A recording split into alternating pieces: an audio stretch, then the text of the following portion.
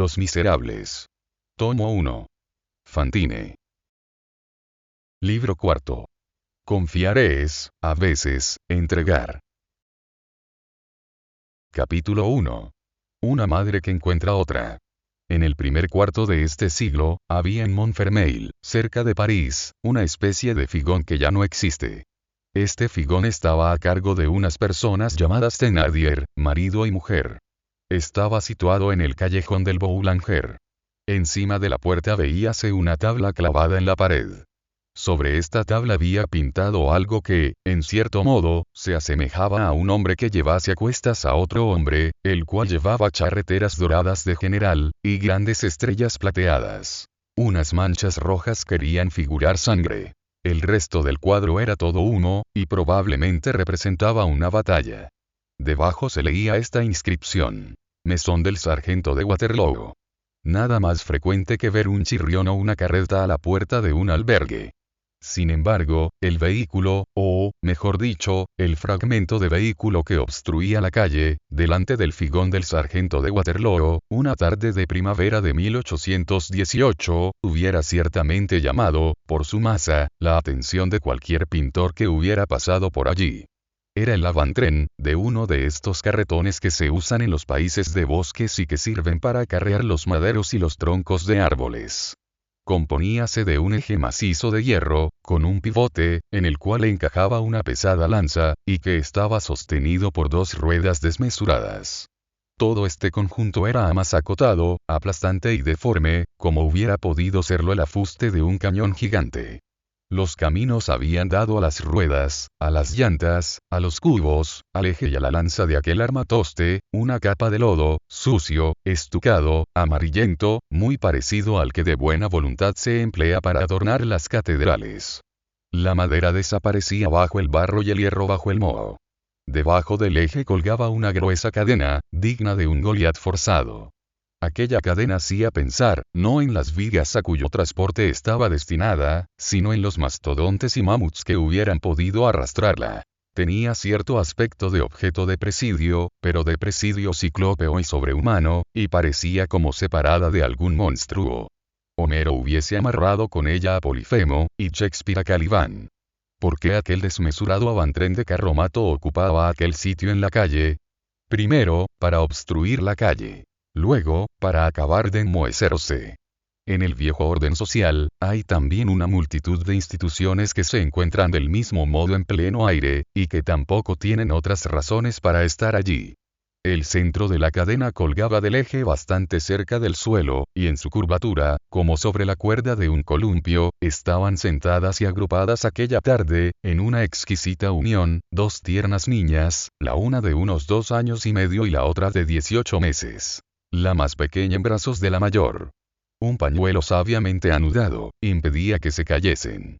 Una madre había visto aquella espantosa cadena, y había dicho: tomad. He aquí un buen entretenimiento para mis niñas. Las dos pequeñas, por lo demás, graciosamente ataviadas, hasta con cierta afectación, resplandecían, por decirlo así. Eran como dos rosas entre el hierro viejo. Sus ojos eran un triunfo, sus frescas mejillas sonreían. Una de las niñas era trigueña, la otra era morena. Sus inocentes rostros eran dos asombros encantadores. Un zarzal florido que había cerca de allí, enviaba los transeúntes perfumes que parecían proceder de ellas. La de 18 meses enseñaba su lindo vientre desnudo, con la casta indecencia de la infancia. Por encima y alrededor de aquellas cabezas delicadas, sumidas en la felicidad e inundadas de luz, el gigantesco avant-train, negro por el moho, casi terrible, todo lleno de nudos y de ángulos terribles, se redondeaba como la boca de una caverna. A pocos pasos, recostada sobre el umbral del albergue, la madre, mujer de poco agradable aspecto, pero conmovedora en aquel instante, balanceaba a las dos niñas por medio de una larga cuerda, protegiéndolas con su mirada, temerosa de un accidente, con esta expresión animal y celeste propia de la maternidad. A cada vaivén, los horribles anillos despedían un estridente sonido que parecía un grito de cólera. Las niñas se extasiaban. El sol poniente participaba en aquella alegría, y nada tan hermoso como aquel capricho del azar, que había hecho de una cadena de titanes, un columpio de querubines. Al mismo tiempo que mecía a sus hijas, la madre canturreaba, en voz de falsete, una canción entonces célebre. Preciso es, decía un guerrero. Su canción y la contemplación de sus hijas, le impedían oír y ver lo que pasaba en la calle. Sin embargo, alguien se había acercado a ella, cuando empezaba la primera estrofa de la canción, y, de repente, oyó una voz que decía muy cerca de su oído. «Tenéis 2 hermosas niñas, señora». «A la bella y tierna Imógina», repuso la madre, continuando su romanza. Luego, volvió la cabeza. Una mujer estaba frente a ella, a pocos pasos. Esta mujer llevaba también a una niña en los brazos. Además, llevaba un abultado saco de noche, que parecía muy pesado. La niña de aquella mujer era uno de los seres más divinos que puedan verse. Era una niña de 2 o 3 años. Por la coquetería de su adorno, hubiera podido competir con las otras niñas. Llevaba una capotica de lienzo fino, cintas en la chambra, y puntillas en la gorrita. El pliegue de su falda levantada dejaba ver su muslo blanco, apretado y firme. Era admirablemente sonrosada y bien hecha. La hermosa pequeña inspiraba deseos de morder en las manzanas de sus mejillas. Nada podía decirse de sus ojos, sino que debían ser muy grandes y que tenían magníficas pestañas. Estaba dormida. Dormía con este sueño de absoluta confianza, propia de su edad. Los brazos de las madres están hechos de ternura. Los niños se duermen en ellos profundamente. En cuanto a la madre, su aspecto era pobre y triste. Tenía el porte de una obrera que tiende a convertirse en aldeana. Era joven. Era hermosa. Quizá. Pero con aquel porte no lo parecía. Sus cabellos, de los que se escapaba un mechón rubio, parecían muy espesos, pero se ocultaban severamente debajo de una toca de beata, fea, apretada, estrecha y anudada debajo de la barbilla. La risa muestra los dientes hermosos, cuando se tienen. Pero aquella mujer no reía. Sus ojos no parecían estar secos desde hacía mucho tiempo. Estaba pálida. Tenía el aspecto cansado y algo enfermizo. Miraba a su hija, dormida en sus brazos, con este aire particular de una madre que ha criado a su hijo. Un ancho pañuelo azul, parecido a los que usan los inválidos, doblado en forma de pañoleta, ocultaba pesadamente su talle. Tenía las manos bronceadas y salpicadas de manchas rojizas, el índice endurecido y agrietado por la aguja, un mantón negro de lana tosca, y gruesos zapatos. Era Fantine. Era Fantine. Se la reconocía con dificultad. Sin embargo, examinándola con atención, se descubría siempre su hermosura. Un pliegue triste, que parecía un principio de ironía, arrugaba su mejilla derecha. En cuanto a su traje, aquel traje aéreo de muselina y de música, lleno de cascabeles y perfumado de lilas, se había desvanecido como la hermosa escarcha que se finge diamantes a la luz del sol, pero que al deshacerse, deja enteramente negra la rama en que se posaba. Habían transcurrido 10 meses, desde la famosa sorpresa. ¿Qué había sucedido durante aquellos 10 meses? Fácil es adivinarlo. Después del abandono, la miseria. Fantine había perdido inmediatamente de vista a Favorite, Sepine y Dalia. El lazo, una vez roto por el lado de los hombres, se había deshecho por el de las mujeres. 15 días después, si se les hubiera dicho que eran amigas, se hubieran asombrado mucho. Aquello no tenía razón de ser. Fantine había quedado sola. Habiéndola abandonado el padre de su hija, ¡ay! Estas rupturas son irrevocables. Se encontró absolutamente aislada, con el hábito del trabajo de menos y la afición al placer de más. Arrastrada, por sus relaciones con Tholomyès, a desdeñar el oficio que sabía, había descuidado sus medios de trabajo y todas las puertas llegaron a cerrársele. No le quedó ningún recurso.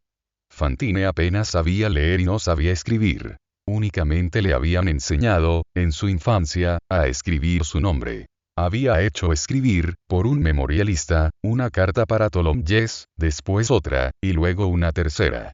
Tholomyès no había contestado a ninguna.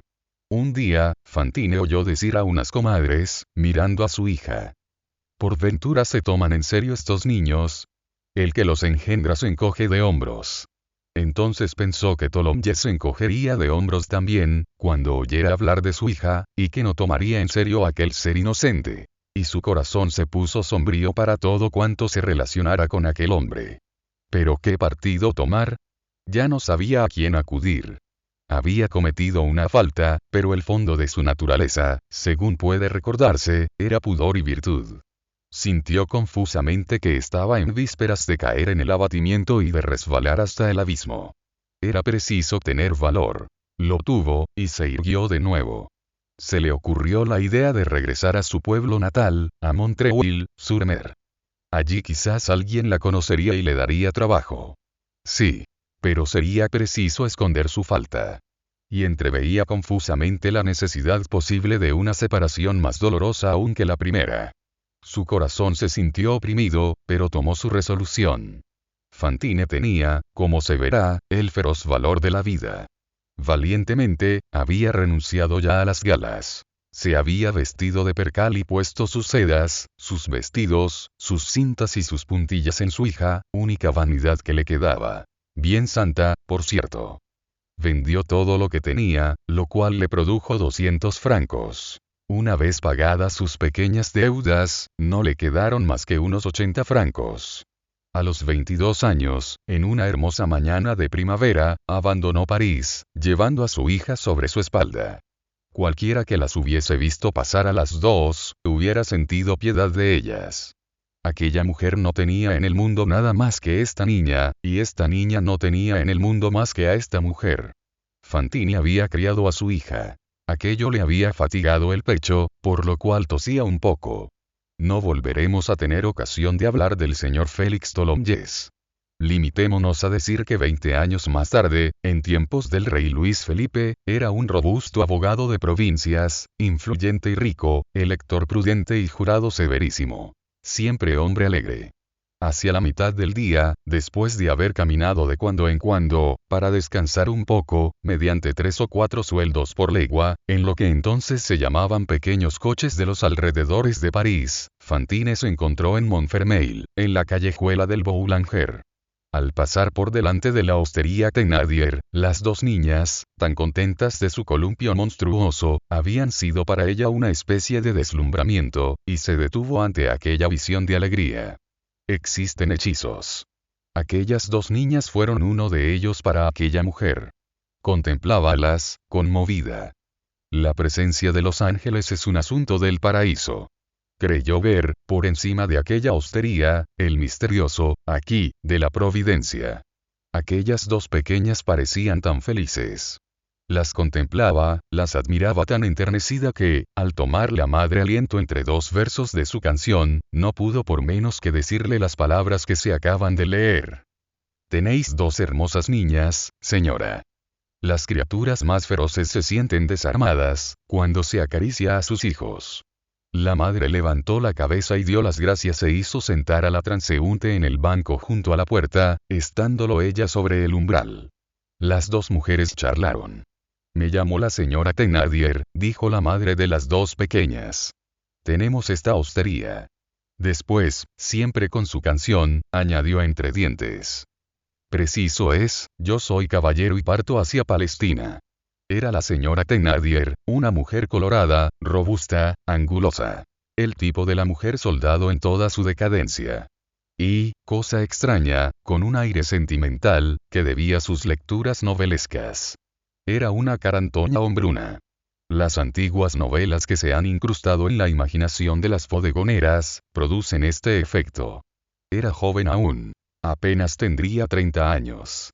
Si esta mujer, que estaba acurrucada, se hubiese mantenido derecha, acaso su alta estatura y su aspecto de coloso ambulante, propio de las ferias, habrían asustado a la viajera, turbado su confianza, y desvanecido todo lo que tenemos que referir. Una persona que está sentada en lugar de estar de pie, aun a esto se atiene el destino. La viajera contó su historia, un poco modificada. Que era obrera. Que su marido había muerto, que careciendo de trabajo en París, iba a buscarlo fuera, a su país. Que había dejado París aquella misma mañana, a pie. Que, como llevaba a su hija, se sentía cansada y, habiendo encontrado el coche de Villemomble, había subido a él, que de Villemomble a Montfermeil había venido a pie. Que la niña había andado un poco, pero no mucho, pero era tan pequeñita que había tenido que cogerla en brazos, y que la joya se había dormido. Y, al decir estas palabras, dio a su hija un apasionado beso que la despertó. La niña abrió los ojos, unos grandes ojos azules como los de su madre, y miró, ¿qué? Nada, todo, con este aire serio y algunas veces severo de los niños, que es un misterio de su luminosa inocencia ante nuestros crepúsculos de virtudes. Se diría que se sienten ángeles y no saben humanos. Luego, la niña se puso a reír y, aunque la madre trató de detenerla, saltó al suelo con la indomable energía de un pequeño ser que quiere correr. De repente, descubrió a las otras dos sobre el columpio, se detuvo súbitamente, y sacó la lengua en señal de admiración. La tía Thénardier desató a sus hijas, las hizo bajar del columpio, y dijo: «Jugad las tres juntas». Estas edades se familiarizan prontamente y, al cabo de un minuto, las pequeñas Thénardier jugaban con la recién llegada, haciendo agujeros en el suelo, placer inmenso. La recién llegada era muy alegre. La bondad de la madre se halla escrita en la alegría del crío. Había cogido un palito de madera, que le servía de pala, y cavaba enérgicamente una fosa grande como para una mosca. Lo que hace un enterrador viene a ser una cosa de risa, hecho por un niño. Las dos mujeres seguían charlando. ¿Cómo se llama vuestra pequeña? Cosette. Léase Eupracie, no Cosette. La pequeña se llamaba Eupracie. Pero de Eupracie, la madre había hecho Cosette, con este dulce instinto de las madres y del pueblo, que cambia Josefa en Pepita, y Francois en Sillette. Es este un género de derivados que confunde y desconcierta toda la ciencia de los etimologistas. Hemos conocido a una abuela que, del nombre de Theodore, llegó a formar el Denon. ¿Qué edad tiene? Va para 3 años. Lo mismo que mi niña mayor. Mientras tanto, las tres criaturas se habían agrupado, en una actitud de profunda ansiedad y de beatitud. Habíase verificado un acontecimiento. Un gran gusano acababa de salir de la tierra, y estaban en éxtasis. Sus frentes radiantes se tocaban. Parecían 3 cabezas en una aureola. «Lo que son los niños», exclamó la tía Thénardier, cualquiera que las viera, diría que son 3 hermanas. Esta palabra fue la chispa que probablemente estaba esperando la otra madre. Cogió la mano de la Thénardier, miró fijamente a esta y le dijo: «¿Queréis tenerme a mi niña?». La Thénardier tuvo uno de estos movimientos de sorpresa, que no son ni el asentimiento ni la negativa. La madre de Cosette prosiguió: «Mirad, yo no puedo llevarme a mi hija a mi país. El trabajo no lo permite. Con una criatura no hay dónde colocarse. Son tan ridículos en mi país. El buen Dios es quien me ha hecho pasar por vuestra hostería. Cuando he visto a vuestras niñas, tan bonitas, tan limpias y tan contentas, he quedado admirada. Me he dicho a mí misma: esta es una buena madre. Sí, podrían ser 3 hermanas. Además, yo no tardaré mucho en volver. ¿Queréis guardarme a mi niña? Veremos», dijo la Thénardier. «Pagaré 6 francos al mes». Entonces, una voz de hombre gritó, desde el interior del figón: «No puede ser menos de 7 francos. Y con 6 meses pagados por adelantado». 6 veces 7, 42, añadió la Thénardier. «Los daré», respondió la madre. «Y, además, 15 francos para los primeros gastos», añadió la voz de hombre. «Total, 57 francos», dijo la señora Thénardier. Y, a través de estas cifras, canturreaba vagamente. «Preciso es», decía un guerrero. «Los daré», dijo la madre, «tengo 80 francos. Yendo a pie, me quedaré con que llegar a mi tierra. Allí ganaré dinero y, tan pronto como logre reunir un poco, volveré a buscar a mi amor». La voz de hombre, repuso: «¿Y la niña, tiene equipo?» «Es mi marido», aclaró la Thénardier. «Vaya si tiene equipo, mi pobre tesoro. Ya he conocido que era vuestro marido. Y un hermoso equipo. Un equipo desmedido. Todo por docenas. Y trajes de seda, como una dama. Ahí lo tengo, en mi saco de noche». «Tendrá que dejárselo», continuó la voz del hombre. «Claro que lo dejaré», dijo la madre. «Sería gracioso que dejase a mi hija desnuda». Entonces apareció el rostro del amo. «Está bien», dijo. El trato quedó cerrado. La madre pasó la noche en la hostería, entregó el dinero y dejó a su hija. Ató de nuevo su saco de noche, desprovisto ya del equipo, y partió a la mañana siguiente, calculando regresar pronto. Se disponen tranquilamente estas separaciones, pero causan desesperación. Una vecina de los Thénardier encontró a esta madre, cuando se marchaba, y volvió diciendo: acabo de ver a una mujer que va llorando por la calle, y destroza el corazón. Cuando la madre de Cosette hubo marchado, el hombre dijo a la mujer: con esto satisfaré mi pagaré de 110 francos que vence mañana. Me faltaban 50 francos. ¿Sabes qué? De lo contrario, hubiese tenido aquí al escribano con un protesto. Has armado una buena ratonera, con tus hijas. Sin sospecharlo siquiera, dijo la mujer.